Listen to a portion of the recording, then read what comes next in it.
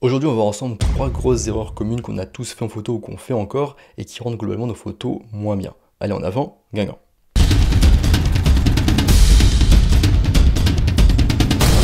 Avant de commencer, je vous rappelle qu'en description, vous pouvez accéder à ma formation gratuite sur les bases de la photographie. Je vous invite à vous y inscrire si ça vous intéresse.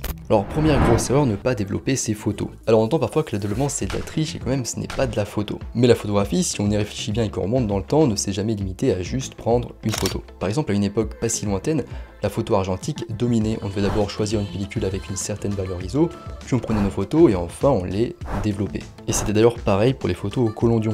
Donc c'est une technique photographique qui existait avant la photographie argentique. Et pour la photo au collodion, il y a toujours eu aussi une phase de développement qui venait après la prise de vue. Et si on regarde le numérique, en fait, rien n'a vraiment changé. Si on prend une photo en RAW, en fait, ça revient à exposer une pellicule. Et les logiciels de développement comme Adobe Lightroom, qui signifie d'ailleurs chambre noire, et bien ce logiciel, il est comparable finalement à l'étape des chambres noires par lesquelles devaient passer les photos argentique. Ainsi, la photographie a toujours été un processus en deux grandes étapes, avec l'exposition qui est une étape technique et qui consiste à capturer un maximum d'informations.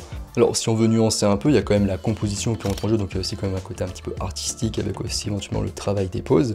On peut aussi rajouter une étape avant, comme par exemple le repérage en photo de paysage ou encore le briefing en photo de portrait. Mais donc après cette grosse étape assez technique finalement avec la prise de vue et une exposition correcte, il y a l'étape du développement qui du coup est une étape beaucoup plus artistique comparée du coup à l'étape d'avant qui est beaucoup plus technique avec l'obtention d'une exposition correcte. J'aime à dire que le développement permet de développer le plein potentiel d'une photo qu'un fichier RAW renferme. Alors tout le monde n'a pas la volonté, le temps ou l'énergie pour s'investir pleinement en photographie, ce que je peux comprendre, mais pour ceux qui en ont la volonté, se passer du développement c'est comme se tirer une balle dans le pied, voire s'amputer les deux jambes. D'ailleurs on confond souvent le développement et la retouche. Le développement c'est avec un logiciel comme Lightroom, sur lequel on va faire ressortir plus ou moins la texture, la couleur, on va pouvoir changer un petit peu la couleur aussi, modifier le contraste, ce genre de choses. Donc c'est juste du développement pour aboutir finalement en fait à une photo, alors que la retouche c'est des choses beaucoup plus lourdes avec souvent de la déformation, de la modification, voire du photomontage finalement pour appeler ça comme ça, et c'est fait avec des logiciels comme Photoshop.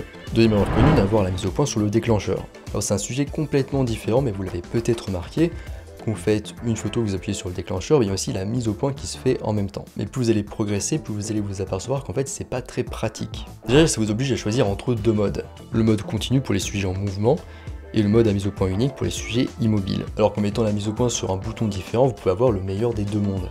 Et ce que vous allez faire du coup, c'est mettre la mise au point sur ce bouton différent, donc ce qu'on appelle le back button. Vous allez vous mettre en mode de mise au point continu, et du coup, tant que vous appuyez sur ce bouton, vous allez faire la mise au point continu, et si vous voulez la bloquer, vous relâchez simplement le bouton. Ce qui fait qu'en fait, vous passez très rapidement d'un mode de mise au point à un autre. Et bloquer la mise au point, ça vous permet aussi de composer confortablement, notamment en décalant votre appareil photo, et ça sans que la mise au point ne change, même si elle est en automatique. Et rien que ces deux points avec un simple changement de commande, ça va impacter beaucoup vos résultats et votre confort de prise de vue.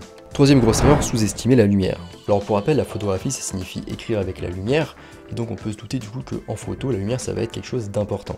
Et souvent on sous-estime un petit peu sa gestion et on se pose pas assez de questions, comme par exemple quelle est l'orientation de ma lumière, latérale, frontale ou arrière, et quel impact cette orientation a sur ma scène ou mon sujet. Est-ce que ma lumière est plutôt douce ou dure? Est-ce que je ne dois pas essayer d'attendre un petit peu pour changer mon orientation? Ou encore est-ce que je ne dois pas essayer de prendre des photos plus tôt ou plus tard pour avoir un rendu différent de la lumière que je peux obtenir en pleine journée. Ensuite je pourrais regarder aussi les ombres que projette ma lumière, quelle forme ça fait et quel impact ça a sur ma scène ou mon sujet. Et je peux aussi me demander est-ce que je devrais utiliser des accessoires pour mieux gérer ma lumière, comme par exemple un filtre polarisant, un filtre neutre ou un filtre gradué. Ou encore est-ce que je devrais utiliser un pare-soleil. Bref, il y a plein de questions à se poser, plein de réflexions à avoir sur la lumière et bien souvent on ne fait pas. Et la lumière en photographie c'est pas important uniquement pour une exposition correcte, mais aussi pour le rendu visuel de votre photo. Voilà, on est à la fin de cette vidéo sur 3 grosses erreurs communes qu'on peut faire en photo et qui peuvent jouer contre nous. J'espère que ça vous a plu. Si c'est le cas, n'hésitez pas à liker, à vous abonner, voire à commenter si vous êtes en pleine forme. Je vous rappelle qu'en description, vous pouvez accéder à ma formation gratuite sur les bases de la photographie. Je vous invite à vous inscrire si ça vous intéresse. Moi, je vous laisse ici à vos anciennes erreurs et je vous dis à bientôt sur les internets mondiaux.